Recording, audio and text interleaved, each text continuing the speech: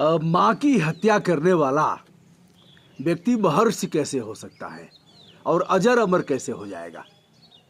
एक ही वार में जिसने माँ की गर्दन काट करके अलग कर दिया। जी हाँ, हम नाम ले रहे हैं परशुराम का। पहले नाम था इनका राम, बाद में जब भगवान शिव ने इन्हें परशु दिया, परशु माने फावड़ा, फावड़ा, तो इनका नाम हो गया परशुराम। एक परशुराम का नाम आते ही दोस्तों हम बताएंगे कि माँ की हत्या इन्होंने कैसे किया और उसके बाद यह अजर अमर कैसे हैं। धरती पर आज भी यह चिरंजीवी हैं। चिरंजीवी कौन कौन लोग हैं? हनुमान के अलावा विभीषण है और जो लोग भी हैं उनके बारे में भी हम मोटी मोटी चर्चा करेंगे। आज भी ये लोग जीवंत हैं, चिरंजीवी हैं और अजर अमर हैं, इन्हें कोई मिटा नहीं सकता।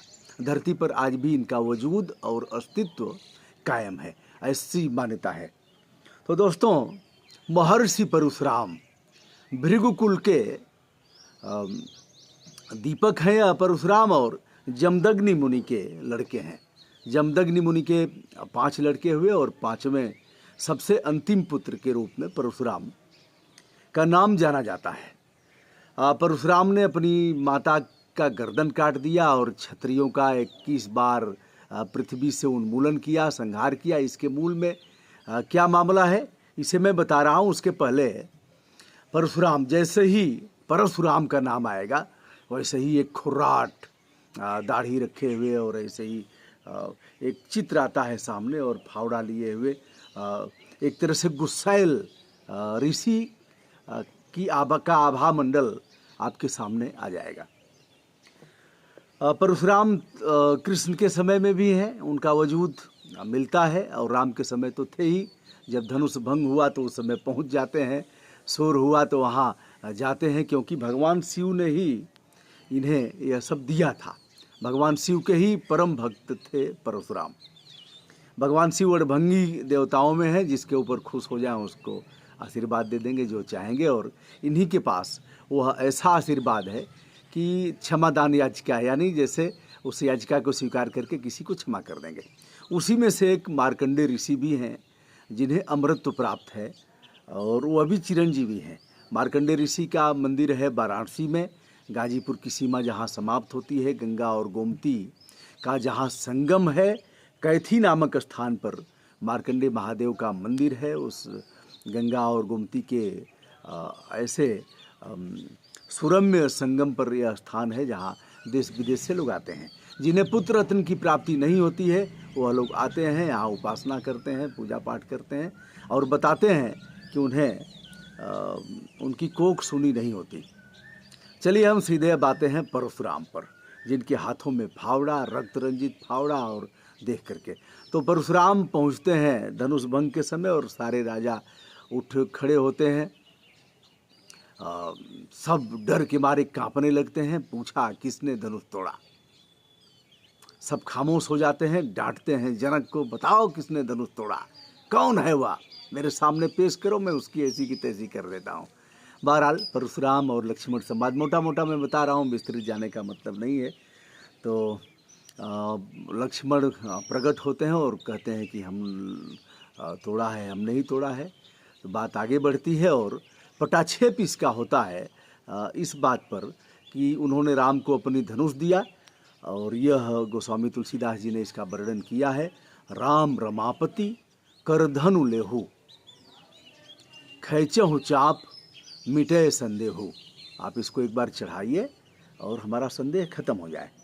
फिर भगवान राम ने उसको चढ़ाया चाप को और इनका संदेह खत्म हुआ। तो कहा अनुचित बहुत कहेउ अज्ञाता, क्षमो क्षमा सुंदर दो भ्राता। तब से इन्होंने है वंश के क्षत्रियों का विनाश खत्म कर दिया, बंद कर दिया। अब हम आते हैं है वंश कौन थे और कौन किस कारण इन्होंने इसका उन्मूलन किया। क्या सभी क्षत्रिय समाज की बात आती है? नहीं। है जात के सहस्त्राबाहु एक बार गए इनके पिता जमदग्नि के यहाँ, जहाँ कामधेनु गाय थी। आश्रम में गए, बड़ा आवभगत हुआ, लेकिन सहस्त्राबाहु को वह गाय जच गई। उन्होंने गाय मांगा, जमदग्नि मुनि ने कहा कि यह गाय हम नहीं देंगे, आश्रम की है और आप जैसे तमाम लोग आते हैं तो उसके हम इनसे प्रार्थना करते हैं और वह चीज़ें मिल जाती हैं। तो सहस्त्राबाहु ने कहा कि नहीं, यह गाय तो राजघराने की है, किसी राजा महाराजा के यहाँ रहेगी।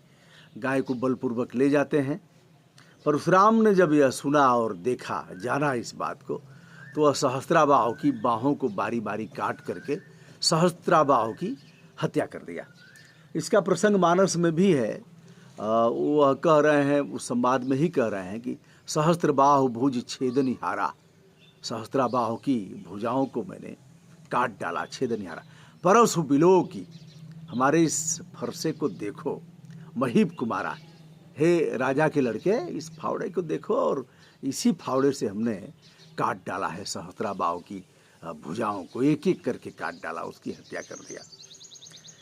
बहरहाल आगे बढ़ते हैं, और सहस्त्राबाहु के लड़कों ने जमदग्नि मुनि का सिर काट दिया। तब से परशुराम और क्रोधित हुए और उन्होंने है वंश के क्षत्रियों का विनाश करना शुरू कर दिया। जहाँ जहाँ मिलते थे वहाँ वहाँ मारते थे। 21 बार उनका विनाश किया, ऐसा बताया जाता है। विनाश खत्म कब हुआ? जब भगवान राम का जन्म होता है और धनुष भंग के समय जब जनकपुर में जाते हैं और उस स्वयंवर में, जो सीता का स्वयंवर है, उस स्वयंवर में धनुष को तोड़ते हैं, शिव के धनुष को तोड़ते हैं, तो इन्हें विश्वास हो जाता है। और वहीं से इन्होंने कहा कि अब मर्यादा पुरुषोत्तम ने जन्म ले लिया है, अब हमारा काम नहीं है। यह असुर समूह सतावहि मोहि, मैं याचन आयऊं रिप्तो ही। इन्होंने, विश्वामित्र ने कहा राजा दशरथ से राम लक्ष्मण को मांगते हुए कि असुर समूह सतावहि मोहि, मैं याचन आयऊं रिप्तो ही, अनुज समेत देहु रघुनाथा, निश्चर बध मैं होप सनाथा।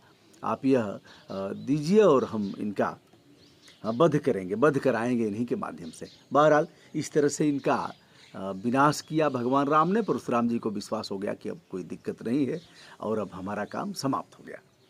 तो दोस्तों, परशुराम जी को कहा गया है कि विष्णु के 10वें अवतार हैं और अक्षय तृतीया बैसाख शुक्ल पक्ष में इनका जन्म हुआ है। अब आते हैं कि माँ की गर्दन क्यों काटा, और माँ की गर्दन काटने वाला महर्षि कैसे हो गया, चिरंजीवी कैसे हो गया। बताते हैं कि उन दिनों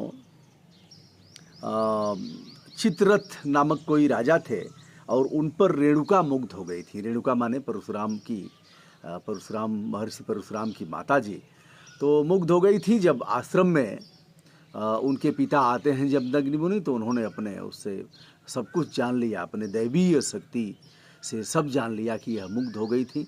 उन्होंने अपने चारों बच्चों से बारी बारी कहा कि इसकी गर्दन काट दो, काटो इसकी गर्दन।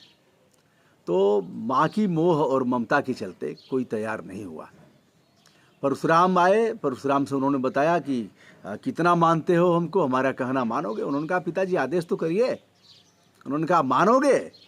जब वचनबद्ध करा लिया तो कहा माँ की गर्दन काट दो। अब ऐसे में भाई वचनबद्ध अगर कोई कराएगा तो बहुत करेगा, कोई इस तरह से कहेगा, बहुत कहेगा कि जंगल में चले जाओ, यह करो वह करो, ठीक है यह चीज़ हमको ले आओ, लेकिन ऐसे कौन कहेगा कि माँ की गर्दन काट दो, अभी उड़ा दो, आदेश का पालन करो। तो परशुराम के सामने बड़ा संकट आया, बहुत रोए, गिलगिलाए, कहा बस यही वचनबद्धता है और यही पिता के प्रति तुम्हारी भक्ति है, गर्दन उड़ाओ। परशुराम ने माँ का प्रणाम किया और फावड़े के प्रहार से अपनी माँ रेणुका का गर्दन उड़ा दिया, क्योंकि वचनबद्ध हो गए थे और पिता की वचन का पालन किया। पिता बहुत खुश हुए। इसके पहले चारों बच्चों को भी उन्होंने श्राप दिया था। पिता ने कहा बर मांगो, बताओ मैं क्या कर सकता हूँ तुम्हारे लिए। कहा माताजी को जिंदा कर दीजिए और इन भाइयों को भी जो आपने साप दिया है उससे भी आप इन्हें साप मुक्त कर दीजिए। जमदग्नि ऋषि के सामने बड़ा संकट था, लेकिन उन्होंने कहा था तो उसका पालन किया। उनकी माँ भी जिंदा हो गई। तो ऐसे थे परशुराम। अब आइए कौन कौन लोग इसमें अजर अमर हैं। एक तो नाम आता है कि अब अगर इसका किया जाए तो यह अश्वस्थामा बलिर्व्यासो, हनुमान च विभीषण और कृपाचार्य, ऐसे मार्कंडे ऋषि भी हैं। तो यह पूरा मैं बता दे रहा हूँ। अश्वस्थामा बलिर्व्यासो, हनुमानश्च विभीषण, कृपः परशुरामश्च, सप्तैते चिरंजीविनः, आगे की लाइनों में मार्कंडेय ऋषि को भी कहा गया है, जिसको भगवान शिव ने जिनको अजर अमर किया था।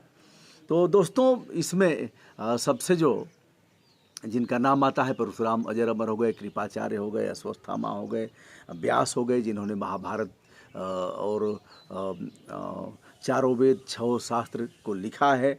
और हनुमान जी का नाम इसमें प्रमुखता से आता है, जिन्हें सीता जी ने किया है अशोक वाटिका में जब ले जाते हैं और वह उनको बताते हैं कि मुद्री देते हैं और कहते हैं कि तासु दूत में मातु जानकी, सत्य शपथ करुणा निधान की शपथ खाता हूँ कि यह तासु रामदूत में मातु जानकी, मैं उन्हीं का दूत हूँ।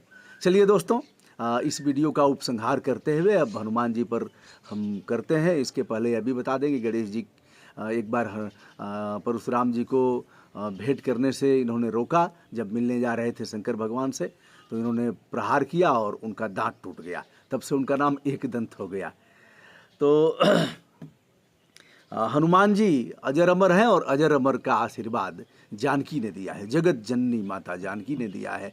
अजर अमर गुण निधि सुत हो, करहु बहुत रघुनायक छोहु।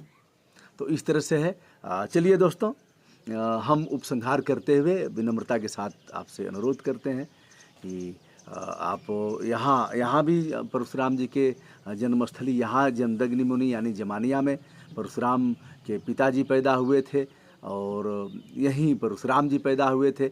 हरपुर एक गांव है, वैसे मान्यताओं के अनुसार कई जगह इनका जन्म स्थान दिखाया जाता है। उस पचड़े में मैं नहीं पढ़ूंगा, लेकिन परशुराम ने, जिसने अपनी माँ का गर्दन काटा, उसके बाद भी और उनको जिलाया भी, ऐसे महर्षि परशुराम को अक्षय तृतीया के दिन, शुक्ल पक्ष बैसाख के दिन उनको प्रणाम करता हूँ। और आप सभी जो भी वैश्विक रूप से जुड़े हुए हैं, सभी के लिए हमारा विनम्र आभार, सादर नमस्कार।